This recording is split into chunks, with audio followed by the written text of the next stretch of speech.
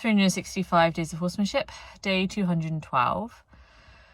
It has been a crazy, exhausting, amazing few days. I have a ring now, I'm engaged, which is very exciting. I haven't been to see the horses in a few days because of that, and today was the first day I could make it. I've got a headache, which I'm really bummed about. I had to go to a meeting today. I've got a day off, but I had to go to a meeting which massively overran. And so I didn't make it up until the dark, and I had this headache coming on, and it was just not what I had wanted. I'd hoped to be here around lunchtime and feeling good and having lots of time and energy. And initially I'd had this idea that I would bring Lawrence up and move him a little bit and put his rug up, because he's only in a 150 gram and it's near freezing this next week. So I wanted to put him up to the 350. And I came up today and it was dark, but I thought, no, do you know what? I'm going to take the halter over anyway. I'm going to get my new rug and I'm going to take it over. And then if he wants to come, then he can come. And actually, he was really motivated, which was amazing. Put the halter on straight away, brought him up, and had this really cool session with him in the arena where he was just really energetic and pawing the ground, and just it was really cool. Just played for 10 or 15 minutes, and yeah, I put the new rug on, which was cool.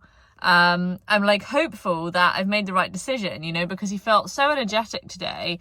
He was in such a good mood, and I was really expecting him to be cold. I was worried about it, initially when I came up, I was oh, I'm so exhausted. Maybe I'll just go and see him in the field, do a bit of freedom-based, passive stuff.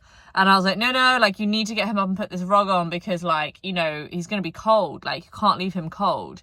And yeah, he was in a really good mood. So I'm hoping I made the right choice. I just can't possibly believe that a 150 is enough for him in this weather. He looks good, but I don't know. I just can't believe it. So I don't know. I put him up to the 350 and to see how he is the next few days. If he's lethargic or whatever. Yeah, but it was a good session. It was a good session. It was nice, definitely, to see him so young and excited. And I had a nice moment where I took him away. He was thinking about rolling, but he didn't. But he was really obsessed with the back right corner where he likes to roll. And so I took him away from the corner to do some changes of direction at walk. I did a couple. And then I ran back to that spot where he liked, and I just felt such a good decision. And he ran with me and was super energetic. Came a little circle and turned around next to me and licked and chewed, and I thought that's actually really nice. And I definitely feel my feel is improving a bit. I actually think I have quite good timing. I definitely tend to recognize more things than I maybe should, or pick up on every little thing. But I would say that my timing is quite good. Excuse me, or certainly much better. It's a better of the two, but my feel, knowing what to do rather than when to do it, is definitely my weakness. I definitely feel I know I should do something now, but I don't know what to do that's the right thing, that's not basically just me asking him to do something else and overwhelming him with stuff. And that goes for every horse that I'm with. So yeah, so that was good. Definitely that was good. I went to see Mija quickly. Just was at different distances touching her. I wasn't afraid to come straight up to the touching distance. And yeah, she had a couple of little blowouts and size and stuff, and I changed changed position, which was nice. Nothing really too fancy. I didn't stay with her for very long at all, because I just was getting really tired.